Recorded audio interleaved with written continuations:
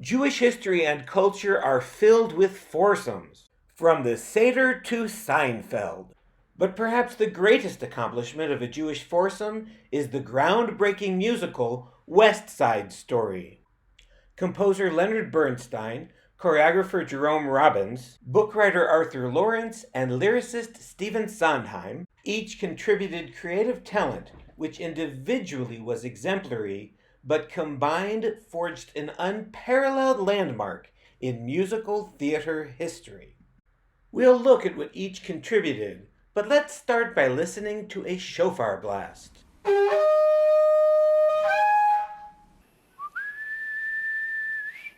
That's right. Leonard Bernstein drew the first 3 notes of West Side Story from the tikiyah, the sound of the ram's horn. Those 3 notes actually form the backbone of the score. If you can bear 20 seconds of music theory, excerpted from the Sideways channel, you'll begin to see the complex, unified nature of Bernstein's score and how it relates to the themes of the show. And so by now it's clear to see what Bernstein's doing. He's taking this 3-note motif and using it as the fabric for the musical story. Tony and Maria coming together is a resolution of the conflict between their 2 families. But on top of all of that, this is a rearrangement of the motif that represents conflict. In some ways, these 2 coming together is literally a resolution to the conflict between their 2 families established in the opening of the film. Let's turn to Sondheim. He has remarked that he's embarrassed by the lyrics he wrote for this, his first show, but that's not because they aren't good. It's because some of the lyrics are too poetic and ambitious for the urban teens singing them. These uneducated characters sing complex lyrics like my favorite in all of musical theater. I like Manhattan. I know you do. Smoke on your pipe and put that in. And the line Sondheim says he regrets most is, I feel charming. I'm so charming. Don't alarm me how charming I feel. Then there's this lyric, which is literally brilliant. For here you are, and what was just a world is a star. Which is a clear reference to the play's source material, the original star-crossed lovers, Romeo and Juliet. Let's look now at the lyrics for one of the most beloved and significant songs of the show, Somewhere. I have a theory about what the song might really be about. See if you can think beyond the basic meaning of a man and a woman wishing their families would not squelch their love. What else could it be about? There's a time for us. What else did they have in common?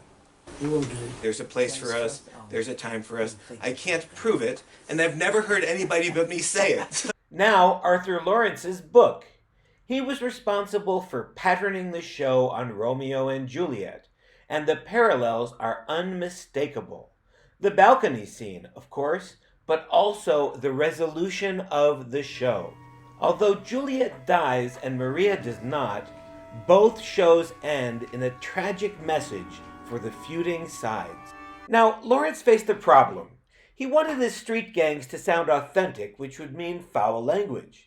But that would not pass on Broadway in the 1950s. So he invented words to sound like off-color slang, like cracko jacko, daddy-o, buddy boy, and cut the frabbajabba. Laurents set himself a goal of showing that anything can be done in a musical, and boy, did he succeed. A show hitting Broadway in the 1950s that foregrounded vicious bigotry, rape, and several murders was breathtakingly revolutionary. Both Laurents and Sondheim refer to West Side Story's book as the shortest in musical theater history. That's true. The show is short on dialogue. Instead, the story is told through the lyrics, yes, but also the music, and to a staggering degree through the choreography.